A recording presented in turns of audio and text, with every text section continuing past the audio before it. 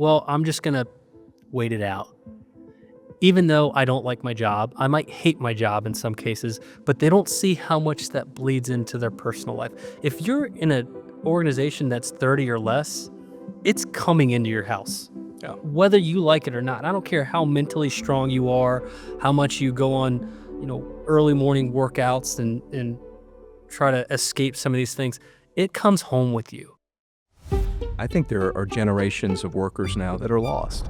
They're struggling to find a sense of identity, a sense of purpose, a sense of direction, and I think we can help. In Search of a Leader is a podcast for those seeking more, a life of purpose, a career that truly matters, and leadership that inspires lasting change. We have an epidemic that's raging across the country, across the world, and it's called employee disengagement. And unless we begin to talk about this, it's not going to get any better. Together, we go in search of a leader. So tell me, why do you think this podcast is so important today? I think there are generations of workers now that are lost. They're struggling to find a sense of identity, a sense of purpose, a sense of direction. And I think we can help. I really think we can help. I said before, I got very lucky, not because of any skill set that I brought along. I met early in my career a real bona fide leader. I mean, a leader. And it took me years to appreciate the full impact of that leader. I tend to think that a legacy that any legitimate leader leaves behind is to throw some breadcrumbs down to say, you know what, I had a lot of people that helped me. Maybe I can help you. The notion of paying it forward, I think, is pretty powerful. When I walk in front of groups now, I say, there's a handful of people that aren't here that are with me today because they gave me something that I can never really repay. So what I would want to say to millennials and Gen Z that maybe are a little bit more disenfranchised, you're not alone. I felt a lot of those same things. But there is a path forward. It does begin with leadership, self-leadership, but there's more to it than that. And you know this because you were there that night.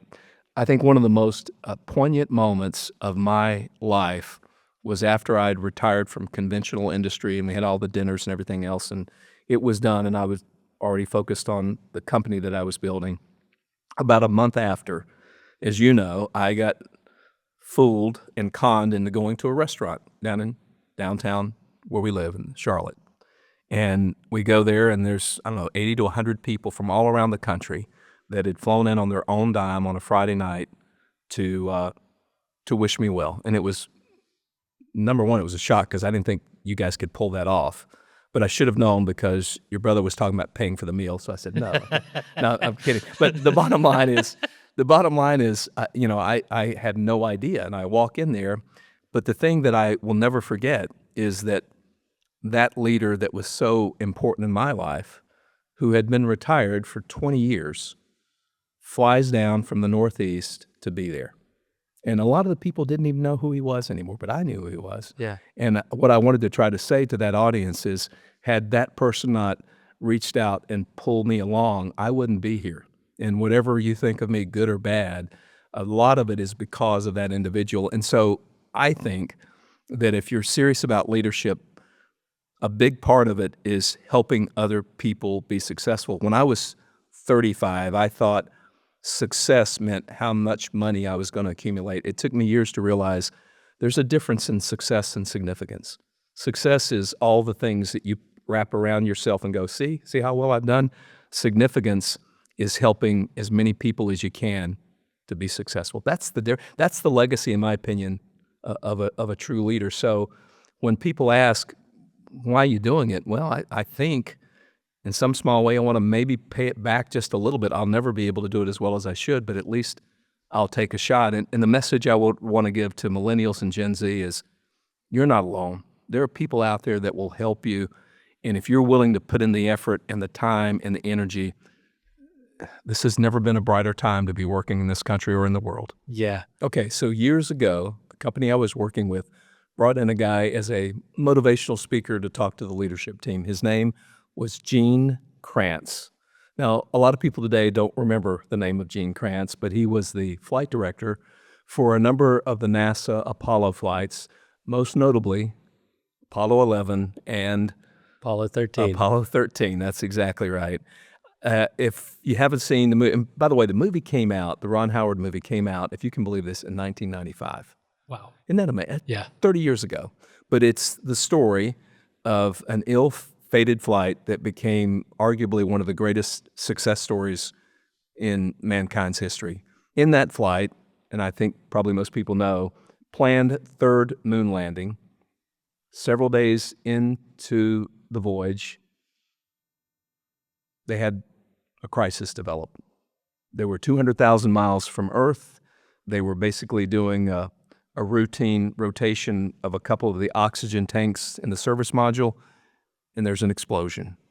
It, in effect, cripples the service module, and now they have a crisis that is potentially life-threatening.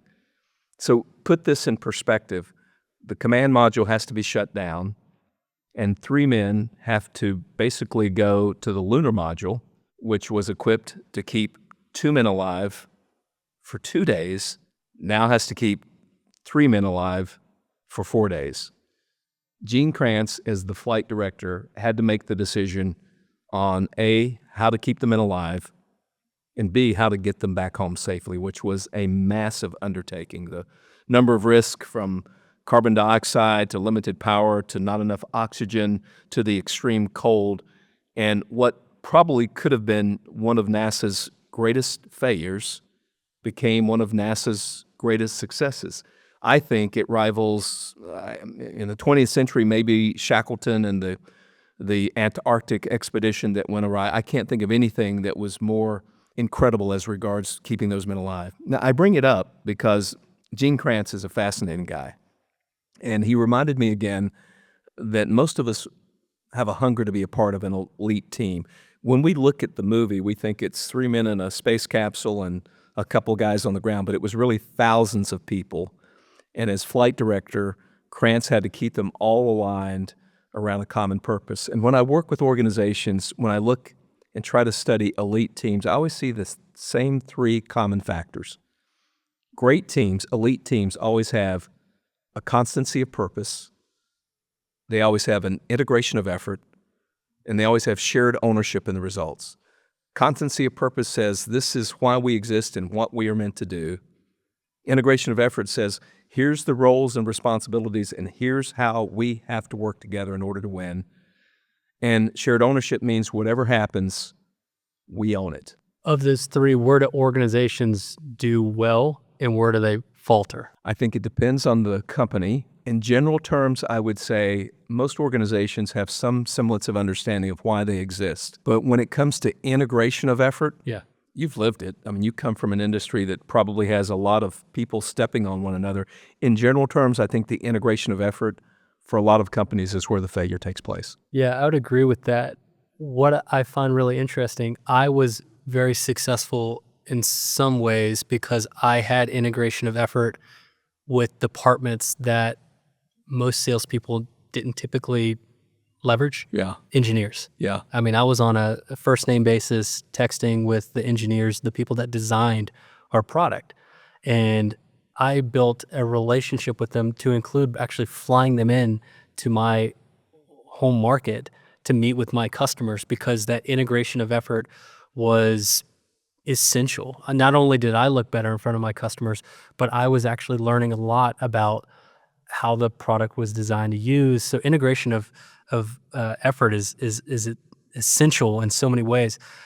Shared ownership is something that I've never really looked at because I come from a world where independent contributors can kind of feel like they're on their own. Yeah.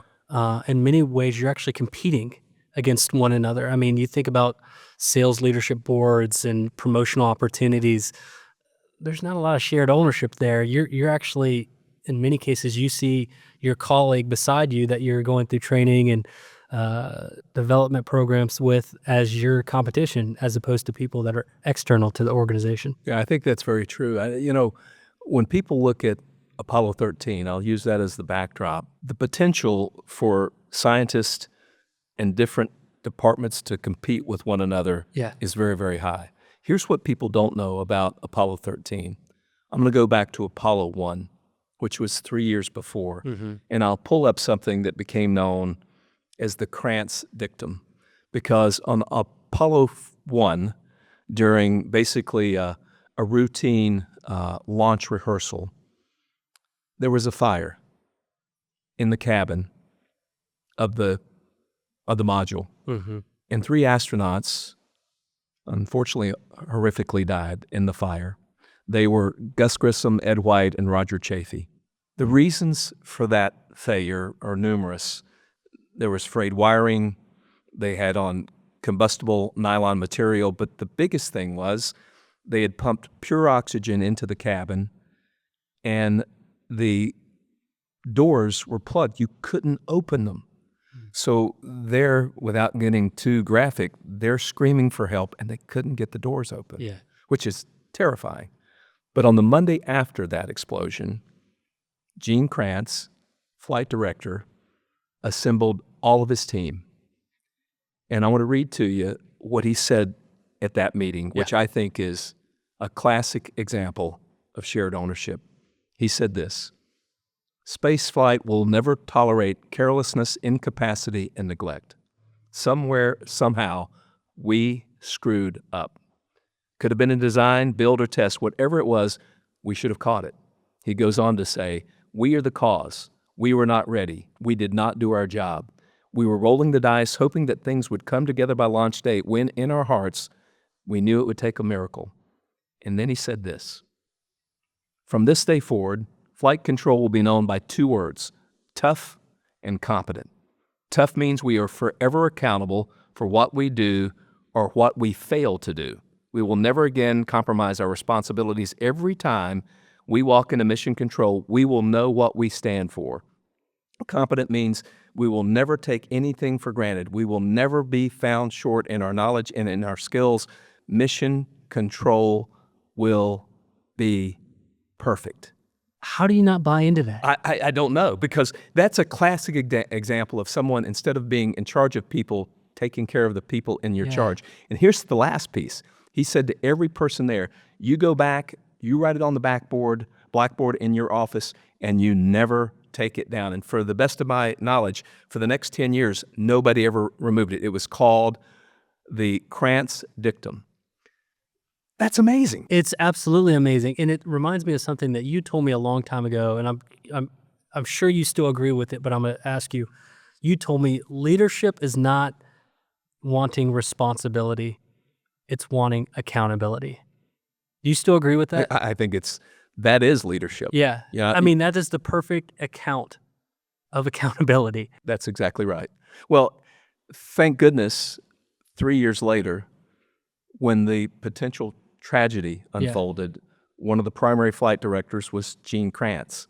And we've both watched the movie recently, and every time I watch it, the hair on the back of my neck stands up, because it's like, this was, in retrospect, I think, arguably the greatest rescue of the 20th century. Those guys should not have lived. Well, I put myself in the astronaut's shoes, and then also in the people that are at mission control. And there was 2 common themes, even though they were thousands of miles apart, or whatever it was between the moon and Earth. Each had their own leadership roles. They were doing their job, and they were focused on the task at hand, but they injected a hope in both situations. And Jim Lovell, who was the captain of the ship, I'll never forget in the movie, I'm sure it happened in real life, there's bickering amongst the two other people on the ship, and he said, "Gentlemen, what are your intentions? I'd like to go home." Yeah. When all hope had been sucked out of the room, he reset. Yeah. "Gentlemen, what are your intentions? I'd like to go home," which immediately implies hope is still there. That's right. Don't give up yet. Yeah. Hope is here. And then on the flip side, you have Gene that's back at mission control, that's trying to get these 3 lives back home. And he said a statement to one of the engineers, and I think it's interesting that I brought up engineers earlier, just pure coincidence. He said, "I don't care what the product is designed to do. I care about what it can do." He was willing to retrofit the spaceship and all the things that are on the spaceship to get those people home. And I think about that and go, wow, how much trust those 3 lives must have had in Gene to know that they were doing everything in their capacity to get them home so that they could do their jobs to the best of their ability. And I put myself in that situation and go, would I trust my organization that I'm a part of, if I was in a similar situation, to have the competency, the character, the hope, the compassion to get me back home? And I don't know if I can say yes. Yeah, well, I don't think most people could Yeah. say yes, but, you think about it to your point, and that's the crans dictum personified. When that explosion took place, when those two oxygen tanks had some kind of a fire/explosion, Krantz took what was originally the Apollo 13 mission, and he made it very simple. He said, from a constancy of purpose standpoint, we have two objectives: keep them alive Yeah. and bring them home safely. And then from an integration of effort standpoint, he said to everyone, failure's not an option. Yeah. We're going to do it. And his absolutely undivided belief that they would, I think, permeated the NASA organization. And I think it's a reason why that flight turned out to be, in many ways, the greatest success, and a tribute to Gene and all the thousands of heroes. When I work with companies, David, to your point earlier, and I see people leave, and the average number of voluntary resignations in this country, usually it's around 3.5 to 4 million per month. Mm-hmm. People that voluntarily leave, that say, I've had it. Now, sometimes it's for new jobs. Sometimes it's because they've just fed up. But when they're in the fed up phase, it's usually one of three reasons. Sometimes it's all three. Number one, it's no love. Number two, it's no help. Number three, it's oftentimes what you talked about, no hope. When it's no love, they don't feel like anybody, quote unquote, gives a damn. There's no care, there's no compassion. And you've lived that. I've lived that, Yeah. where it's like, really? I'm a widget, and Yeah. widgets don't stay. Yeah. When it's no help, and I keep going back to it, I think arguably the greatest capability/competency that's ignored by most companies is, if you develop a legion of great coaches, people feel like there's someone helping them, and that's usually why there's no help. When there's no hope, to your point, and since we're talking movies, let's talk one of my favorites, which your mom would say, please don't make me watch this again, Shawshank Redemption. Mm-hmm. Remember, Red, hope is a good thing, maybe the best of things, and no good thing ever dies. And I think when people can hold on to hope, their chances of sticking, of making it work, increase exponentially. Yeah. In the same way that those astronauts on the spaceship didn't lose hope, if you haven't met one of those transformational leaders, don't give up hope yet. That's right. You never know when it's going to happen, and you may surprise yourself that you might actually be that transformational leader for someone else down the road. You just don't know it yet. Yeah, well, the best thing that can ever be said is that someday, 20, 30, 40 years from now, there's someone sitting maybe at a table just like this, and they say, a long time ago, I met somebody that made a difference in my life. What you should hope for is that they're talking about you. Yeah. The longer that I've been in a career, I've recognized an organization has to constantly inject hope into its people.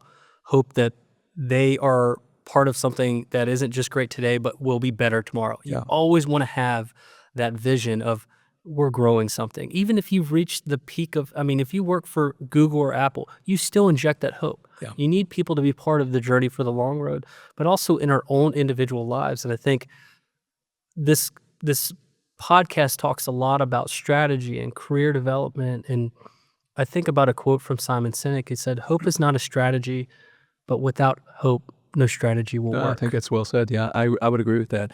When I work with people that are at the end of their tether, Mm-hmm. and or when I work with companies that have had what I would call abnormal attrition rates, we look at and ask ourselves, okay, what do we learn from this, and how can we project those learnings moving forward? And when I work with an individual, oftentimes we say, okay, I get it.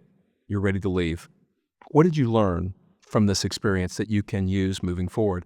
And I know I've said this before, and this sounds odd for someone that spent decades in industry. I think one of the most overestimated personal qualities in much of life, but certainly the business world, is experience. Mm-hmm. I've worked with 35-year-olds that could run circles around their 55-year-old contemporaries because they've learned and they've applied those learnings.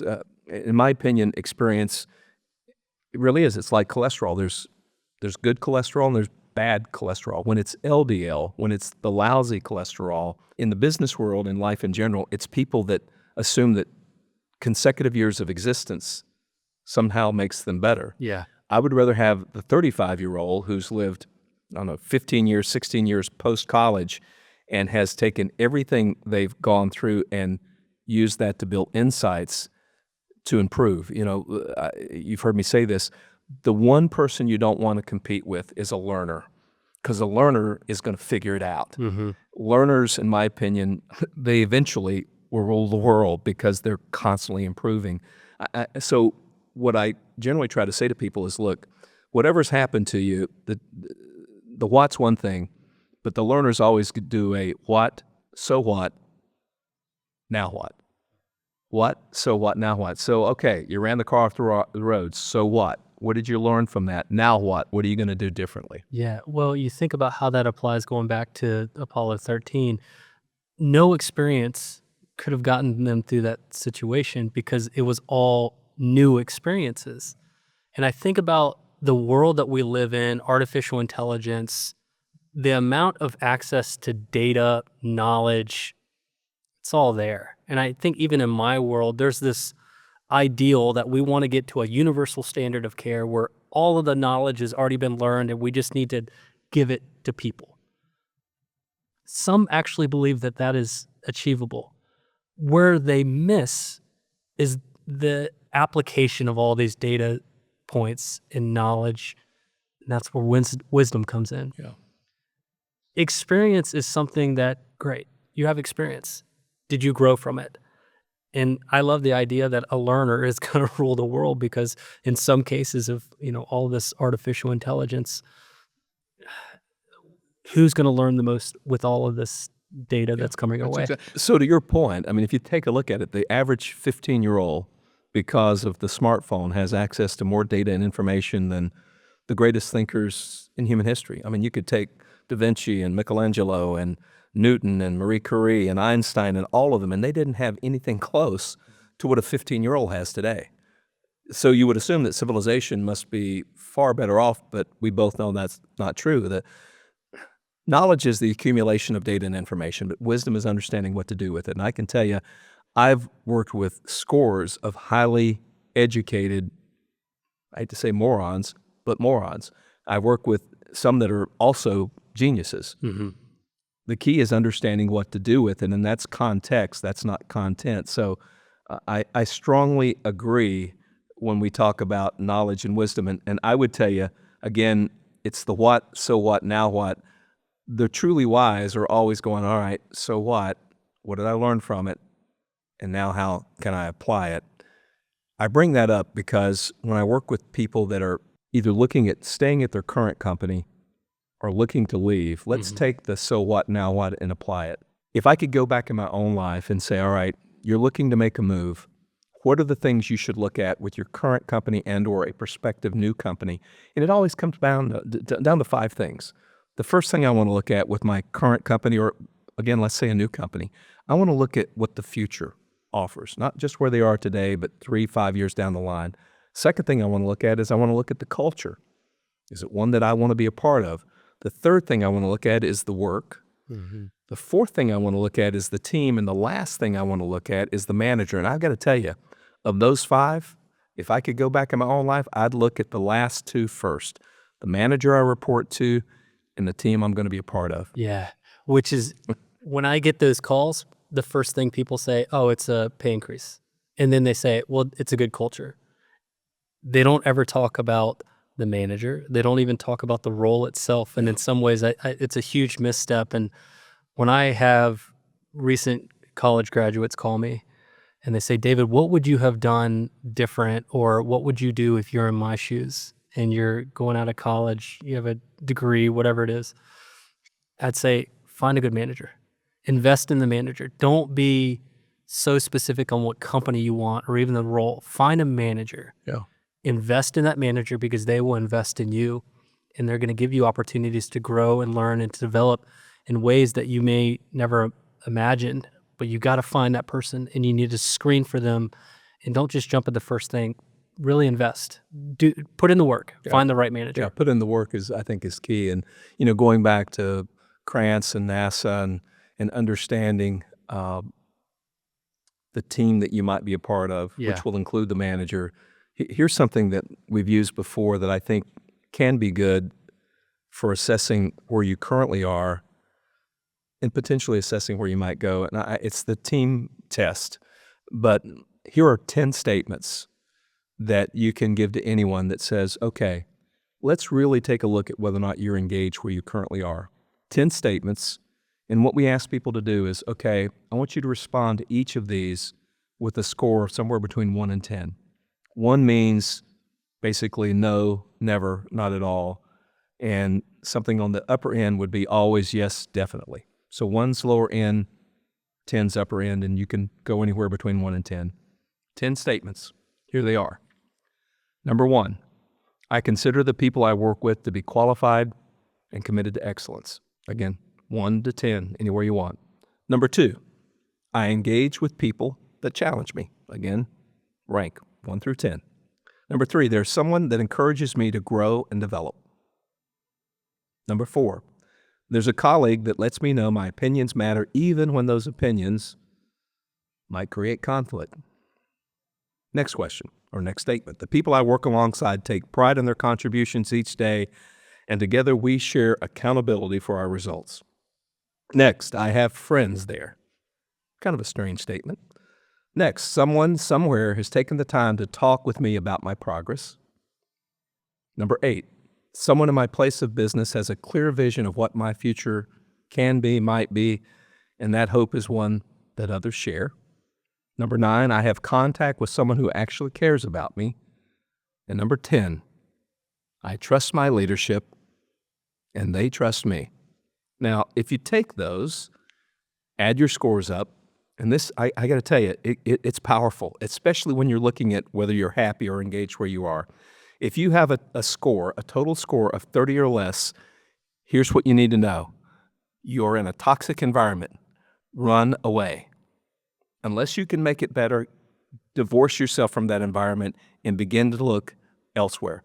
Unless you think you can make a significant difference, and sometimes you can, but when it's 30 or less, that's full flame. 60 or less, you're probably not very happy. If you stay, at best you survive unless you have the courage to begin to make changes there, but you're still in a fairly toxic environment. 61 to 80, maybe you're engaged. Hopefully the trends are moving in the right direction. And if you are above 80, celebrate, because you're one of the 20 to 30% that are actually in a healthy environment where you can grow. Reaction to that? Yeah, we want to make that available for people so that they can see it. And even if you feel like you're in a healthy organization, take the survey. See what it really is. Yeah. And it forces us to reflect on it and just have a moment to just make an assessment. You told me something a long time ago, David, therapeutically, just update your resume. Same thing.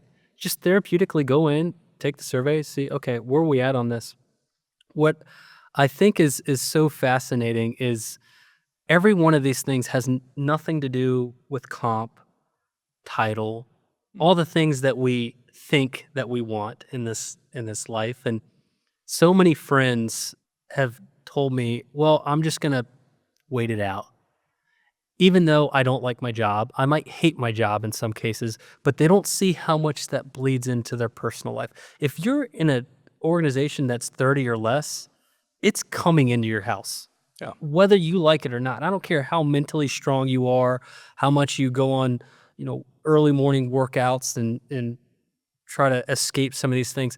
It comes home with you, despite our best efforts. So why not find an organization that aligns so that you're happier? Yeah. Radical concept. Yeah. You can enjoy Yeah. your life and what you do. And while what you do for a living isn't your identity, your enjoyment is influenced by what you do. So why not find an organization that aligns with those values? I think that's perfectly said. The other thing, you can take these 10 statements, these engagement survey, Yeah. now do it just for your manager. Instead of saying, I consider the people I work with, I consider the manager I work with to be qualified and committed to excellence. I engage with the manager and he challenges or she challenges me. Do the same thing, but do it just for your immediate supervisor. Yeah.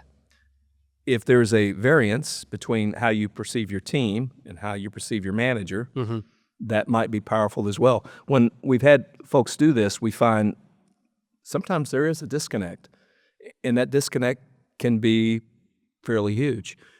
Here's the takeaway. Here's what we ask people to think about. And again, we are by nature tribal. We all want to be a part of something that's greater than us, but truly great teams, they don't just happen. Apollo 13 didn't just float around in space and by some miracle find their way back to Earth. There was a concerted effort, there was a constancy of purpose and integration of effort, a shared ownership in the result. Years ago, a man named Patrick Lencioni wrote a book called The 5 Dysfunctions of Teams. When we do these kinds of engagement surveys, we find that more often than not, one of 5 things occur that compromise your team experience. He said there's always going to be one of these: a lack of trust, which is really big, maybe the biggest; a fear of conflict, which I see repeatedly. Politics run rampant in organizations. People don't want to raise their head out of the foxhole because you might get it shot off. There's a lack of commitment. There is an avoidance of accountability. And finally, there's an inattention to results, which kind of speaks to why we built the constancy of purpose, integration of effort, shared ownership, because it challenges us to really look beyond and start thinking long and hard.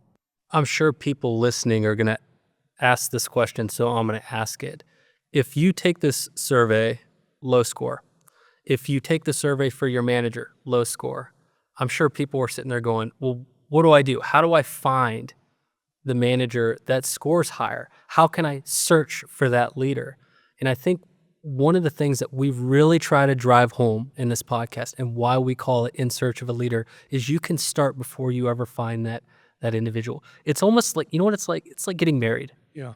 Don't go find your spouse and think that everything's going to get better at that point. Develop as a human, and then when you find them, you're better off. In Search of a Leader means what can you do right now to develop and become a leader? What can you develop so that your score, when someone ranks you down the road, is much higher? Yeah. And I think that's the beauty of this. When I was in a situation where I didn't feel alignment with my manager, I went out and I started finding people that offered me opportunities to develop, to learn, right? That might be in another division, an entirely another industry. I mean, I was in healthcare selling medical device, millions of dollars worth of equipment, and I would go and do field rides with people in the construction industry because I saw leadership capabilities that I wanted to bring back into my life. It's not limited to your job. You can go out, you could do it through your church, your religious organization, you could do it through friends, family, mentors. Go find it. Read a book. I mean, there's so many things that we have in our power that we sit there and we kind of say, well, my manager isn't there, so I'm just going to go try to find one. Yeah. Good luck with that. And if you're waiting on your organization to adjust to increase that score when it's in the 30s, it's not going to happen. Yeah. Well, by its very nature, we call this podcast In Search of a Leader. And the message we hope to communicate is, hey, if there is no leader, then you must decide to become one. Yeah. And we offer, I think, pretty practical advice. If beginning tomorrow, you show up at work and do your best, if you help somebody, if you look for the good, because optimism is incredibly contagious, if you do what's right, and if you treat other people the way they deserve to be treated, chances are your leadership influence will grow. That's by its very nature what leadership is all about. And you mentioned something that I would refer to. It's easy to do an engagement survey on your team or on your manager. Real question you have to ask is, what if other people did this about you? Yeah. What would those scores be? I love that. Can I read something that when we were first exploring the idea of In Search of a Leader, we wrote this, and I thought it was really relevant to the conversation. So I had it pulled aside because I wanted to read it. And part of In Search of a Leader is leaders in our lives come from all areas, to include my own father, right? And I know I'm fortunate that I've been blessed with a mentor and a fatherly figure that's passed on these things, that's given me the opportunity to develop and learn that others don't have that same luxury. And I hope they get a glimpse of that so that they can kind of, have that same gift that I have. But when we started the podcast, we wrote this: In Search of a Leader is a podcast for those seeking more, a life of purpose, a career that truly matters, and leadership that inspires lasting change. For too many, work has become a grind, and disengagement has reached epidemic levels. This podcast confronts the root causes of this crisis, uncovering why some carve paths of excellence while others stagnate. Through candid conversations and bold insights, we explored the hard truths organizations avoid and offer a vision to reignite the power of authentic humanity in the workplace. If you're ready to stop searching for leaders and start becoming one, joining us on this most important journey of all, a journey to uncover what's been waiting within you all along, together we go in search of a leader. Thank you guys for listening to In Search of a Leader. Be on the lookout for more episodes to come. Make sure to follow us on social. For more information, go to insearchofaleader.com.